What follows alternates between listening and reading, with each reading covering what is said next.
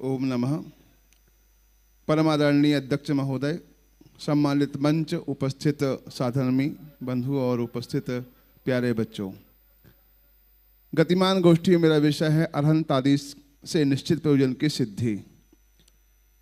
प्रयोजन माने क्या, उसके सिंपल सा एक परिभाषा आई है मोक्ष प्रकाशक ग्रंथराज में, जिसे सुख उत्पन्न हो, दुख का विनाश हो, उसका नाम प्रयोजन। और जिनसे प्रयोजन की सिद्धि हो वे हैं परमेष्ठी।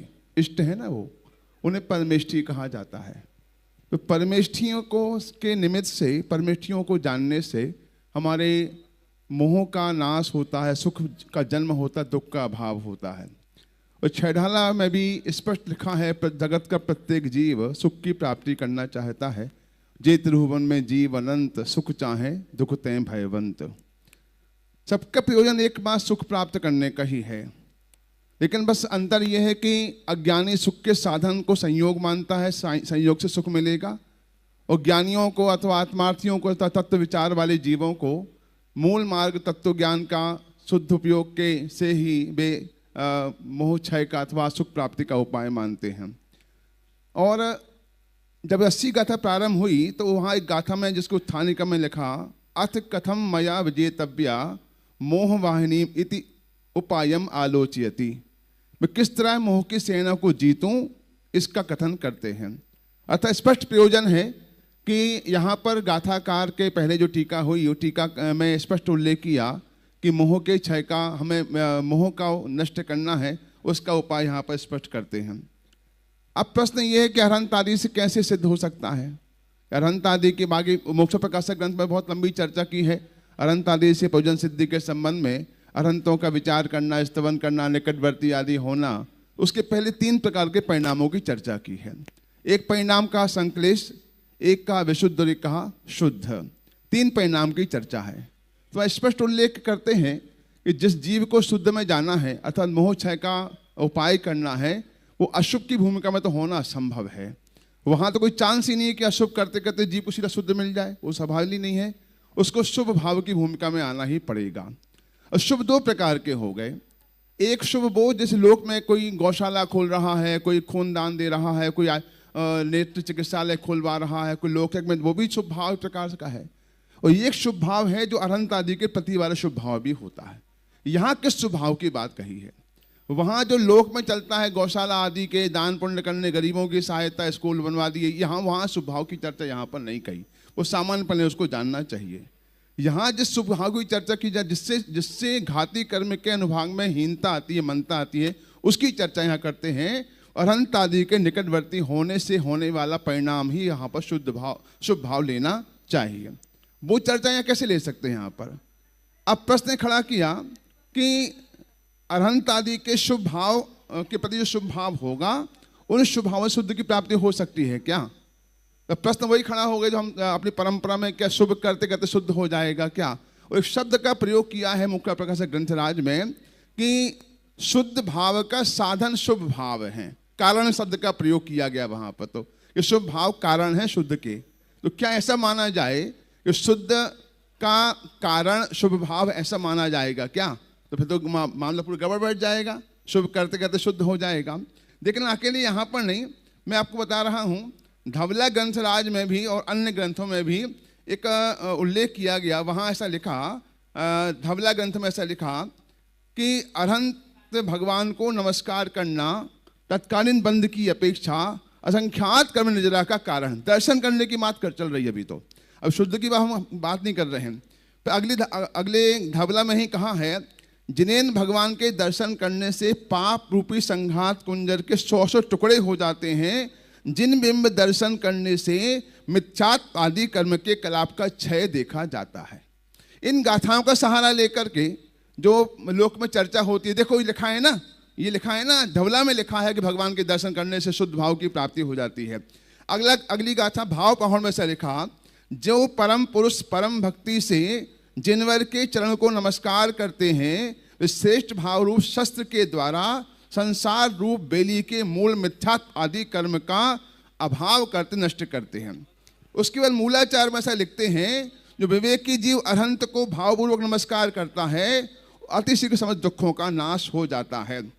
इस भगवती आराधना में ऐसा लिखा है, जिन भक्ति मात्र, लेकिन अभी तो शुद्ध की चर्चा नहीं कर रहे हैं, अभी तो बात करेंगे बाद में। अभी अरहंत को नमस्कार करने की बात चल रही है, दर्शन करने का कितना फायदा है। तो यहाँ कहा भगवती आराधना ग्रंथराज में कि जिन भक्ति करने, अकेली जिन भक्ति ही दुर्गति का नाश करने में समर्थ है, इससे बहुत पुण्य की प्राप्त होती है। इंद्र पद, अहेमेंद्र पद, चक्रवर्ती पद, तीर्थंकर पद के सुखों की प्राप्ति होती है, रत्नत्रय के सिद्धि रूप फल की प्राप्ति होती है, ऐसा यहाँ उल्लेख किया गया है। ख्याल में आया? अब प्रश्न अपन खड़ा करते हैं, अपने मन में ही ऊहापोह कर लेते जरा खुद ही, क्या दर्शन करने मात्र से ही मिथ्यात्व का नाश हो जाता है? दर्शन करना शुभ भाव है, तो दर्शन करने मात्र से ही संसार का भाव हो जाएगा? शुद्ध की चर्चा जनागम में क्यों की गई है?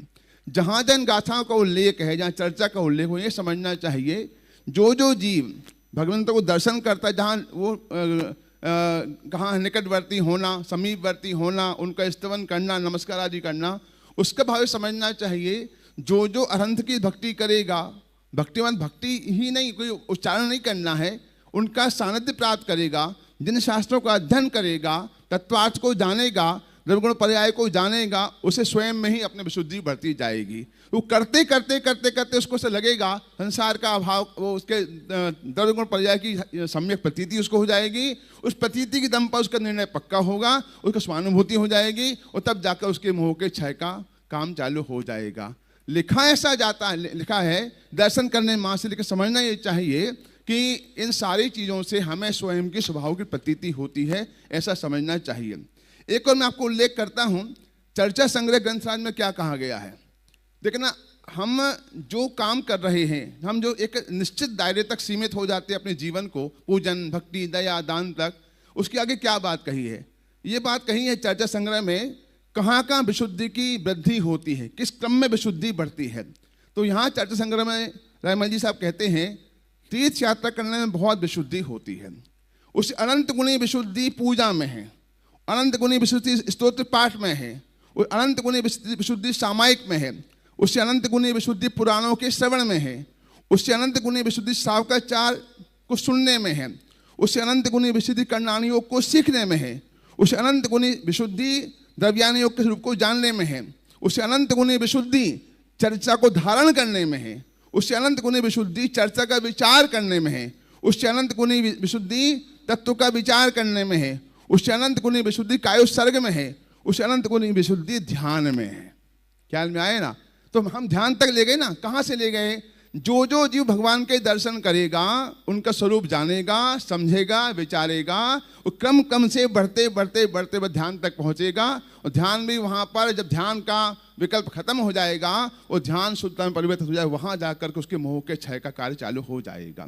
एक तो बात हुई है, मोह क्षय की बात हो गई, जहाँ टीकाकार ने कहा कि मैं मोह को सहना कैसे जीतूं, इसकी बात आई।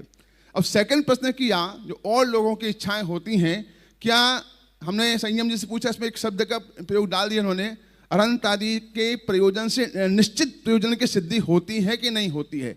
निश्चित का क्या शब्द डालना? इन्होंने उत्तर दिया, जो चाहो, जो चाहता वो मिल जाता है। जो चाहता मिल जाता है, निदान वो चाहता मिल जाता है। तो हर व्यक्ति की इच्छा नहीं मोह क्षय करने की, उनको भोग भी चाहिए है, संसार संपत्ति चाहिए है। तो उन्होंने यहाँ ये कहा, जो जो जीव भगवंतों की भक्ति विशुद्ध भाव से करता है, उनके इतने पुण्य सहज ही बन जाता है कि इन सारे पुण्य के उदय में सहयोग तो सहज ही मिल ही जाते हैं। नियम सार जब चर्चा आती है, ज्ञानी असफल है, अज्ञानी सफल है। क्या कमाल कर रहे? ज्ञानी असफल और अज्ञानी सफल। क्या में आया? हाँ, ऐसा ही है। अज्ञानी संसार में घूमने के लिए सफल है और ज्ञानी संसार में घूमने के लिए निष्फल है। अब एक और बात है, ज्ञानी भी सफल है, अज्ञानी भी सफल है। काय में? ज्ञानी घूमने के लिए सफल है, ज्ञानी मोक्ष में के लिए सफल है, अज्ञानी घूमने के लिए सफल है। एक और, अब एक और क्या है? ज्ञानी अज्ञानी निष्फल है और ज्ञानी सफल है।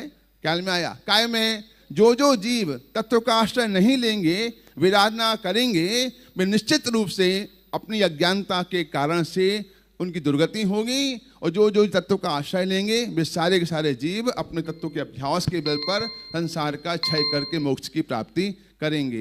ये समझना चाहिए। इस तरह से मैं समझता हूँ। और किन्हीं की इच्छा दुर्गति में जाने, वे भी सफल कहलाएंगे। ख्याल में आया? अरहंतों का ये प्रयोजन है को समझना, जो जो अरहंतों का विरोध करेगा, सर्वज्ञ का विरोध करेगा, वे सब निगोज जाने के लिए वो भी सफल हो, उनका सिद्ध हो जाएगा प्रयोजन। तो तीनों सफल हो गए, जिनको भोग चाहिए वो सफल, जिनको निगोज जाना है वे सफल, जिनको ऊपर जाना है अब सफल है। तो तीनों अपेक्षा से सफलता मानी जानी चाहिए। बहुत सुंदर। तत्व अभ्यास के बल से ही निश्चित यह सफलता प्राप्त होती है और अरहंतादि के माध्यम से हमारे प्रयोजन की सिद्धि होती है। इसे विभिन्न ग्रंथों के उदाहरणों के माध्यम से आदरणीय भाई साहब ने यहाँ स्पष्ट किया।